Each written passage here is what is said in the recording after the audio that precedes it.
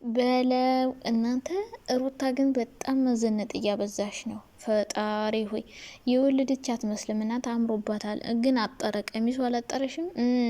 ነገሩ ምን አገባሽ የሚል እኮ አይጠፋም። አጠረ በጣም እና ማለት ነው። ሄርሜላ ደግሞ ትናንትና ማነው ስትቁላላ ያዋት እየተቆላች ነበረና እናንተ እውነትም ሄርሜላ ከሀገር ልትወጣ ነው? እንዲህ ባለፈው እንግዲህ አሜሪካ ልሄድ ነው አንተ ከሩታ ጋር ስትሆን ማየት አልፈልግም፣ በጣም ከፍቶኛል ምናምን እያለች ነበር። እና ሄርሜላ እውነትም ከሀገር ልትወጣ ነው መሰል ጋይስ። ፈጣሪ ትግስቱን ስጠኝ። የሆነ ልትሄድ ነው። ትናንትና ጸጉሯን እየተሰራች ምናምን ነበረ ነገሩ። ሁሌን የምትሰራው ምክንያቱም ዩቲዩብ ላይ ስለሚመጡ ማለት ነው። እና ያው ሶሻል ሚዲያ ለሚመጣ ሰው ደግሞ ዘነጥ ካላለ የሚያየው የለም። እና ሄርሜላ ጸጉሯን እየተሰራች አየዋት። ጸጉሯን እየተሰራች ሳይሆን በቃ እየተኳኳለች ምናምን ነው። እና የሆነ ፕሮግራም ያለባት ምናምን አይነት ነው የምትመስለው። እና እሺ ሄርሜዬ ልትሄጅ ነው እንዴ? የእውነት ልትሄጅ ነው በለው። ከሄደች በቃ ነገሩ በጣም አማረ ማለት ነው። ሄርሜላ ከሄደች የእውነት ጨክና፣ እስኪ አንቺ እውነት አውሪ እውነት እሷ ከሄደች ማለት ነው እነዚህ ልጆች በደንብ ነው የሚታረቁት ብዬ አስባለሁ። ዋናዋ ሄርሜላ ናት እዚህ ጋር ሚና እየተጫወተች ያለችው። ሩታም ሌላ ወንድ እንድታመጣ ያደረጋት የሄርሜላ መኖር ነው። ምክንያቱም አብረሽ ሄርሜላ ጋር ሆኖ ሩታን እያበሸቃት ስለሆነ እሷ ደግሞ እሱን ማብሸቅ ስለምትፈልግ ሌላ ወንድ አመጣች። ሄርሜላ ሄደች ማለት ሩታና አብረሽ ይታረቃሉ። ምክንያቱም ወንድሞቹም እየለመናት ነው ምናምን እሷ አብሬ ያልሆንም የምትለው ሄርሜላ ጋር ይመለሳል እያለች ነው። ሄርሜላ ጋር ባይሆን በእርግጥ ሌላ ሴት ያመጣል አብረሽ። ሴት አይቸግረውም እኮ ሴት አይቸግረውም። ሴቶች ደግሞ ብር እንወዳለን። ብር ካየን ተካትለን ክብራችን ጥለን ምናምን የምንመጣው እና ሄርሜላ ከሄደች እነዚህ ልጆች ይታረቃሉ። ምክንያቱም አብረሽ ከሩታ ጋር መሆን ይፈልጋል።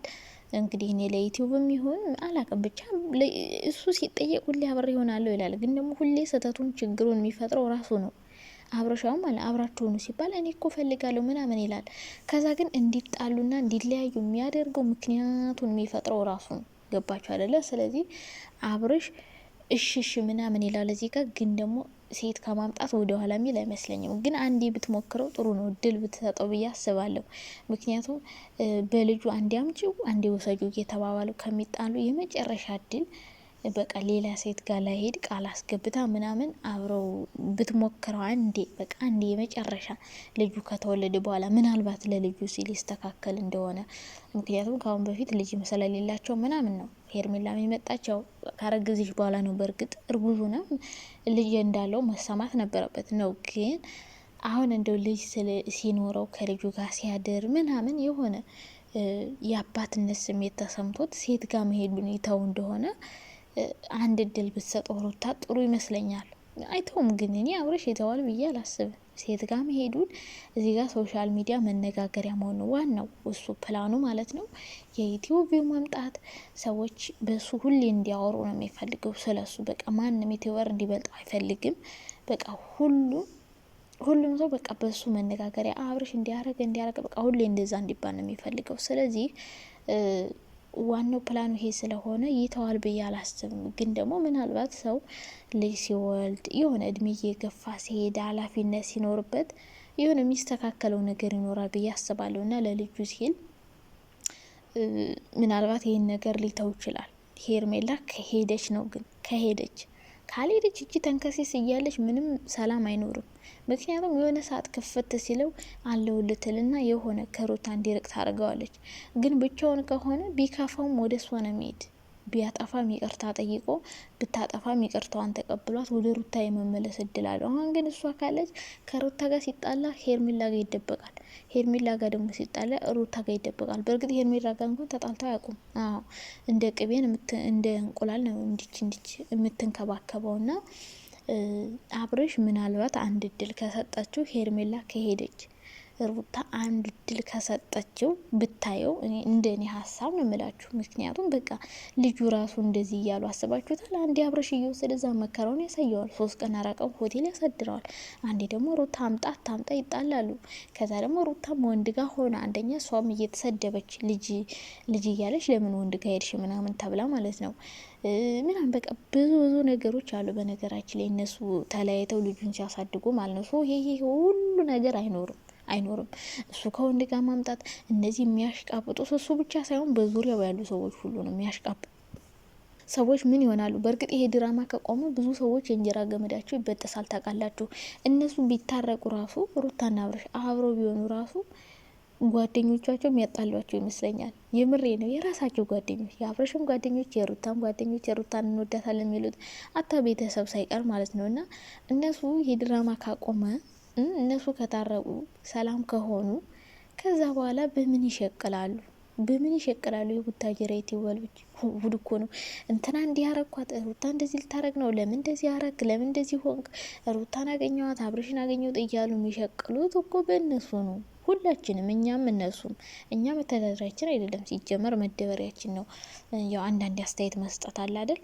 እንደዛ ነው። እነ አብርሽ ቢታረቁ የእውነት የራሳቸው ጓደኞች ሁሉ የሚያጣሏቸው ይመስለኛል።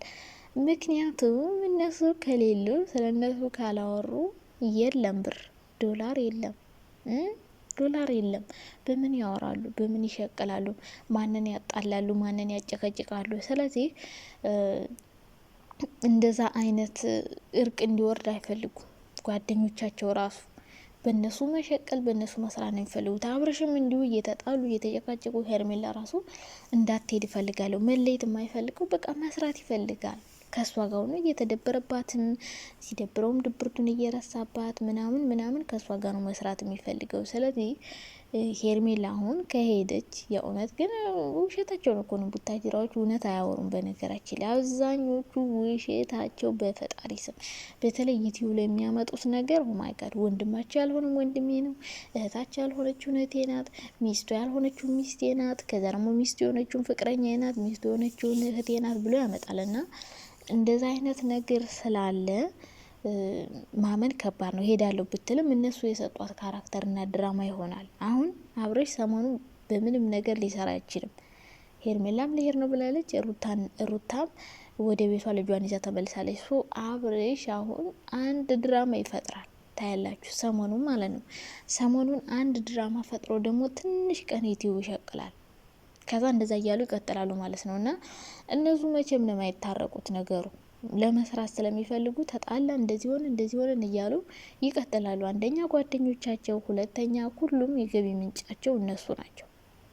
በዙሪያቸው ያሉ ጓደኞች ሩታንም የሚጠሉት አብርሽንም የሚጠሉት ሩታን የሚወዷትም የሚጠሏትም ሁሉም የገቢ ምንጫቸው እነሱ ናቸው። እንዲሆኑ እንዲተፈጠረ ምናምን እያሉ እያወሩ እየጠሩ እየሸቀሉ ነው። በነገራችን ላይ ሩታና አብርሽ አሁን ላይ ማለት በዚህ ሰዓት ለራሳቸው ብዙም እየተጠቀሙ አይደለም። ይህን ድራማ ቢሰሩ ለራሳቸው የሰው ቤት እኮ ነው እንዳለ የሚሄዱት፣ በየሰው ቤት በሄርሜላ በጓደኞቻቸው ምናምን። ሩታ አሁን በሳምንት አንዴ ነው፣ በሳምንት አንዴ ራሷ ትለቅ፣ በሁለት ሳምንት አንዴ ቪዲዮ የምትሰራው እና ግን ሁሉም ሰው በሷ ይሰራል፣ ሁሉም ሰው ቤት ትሄዳለች። እና እንደውም የበፊቱ ነበር የሚሻላቸው። በፍቅር ሆነው በሳምንት 3 ቪዲዮ ይለቁ ነበረ። እንደዛ ብትሰሩ ይሻላችሁ ነበር የምር።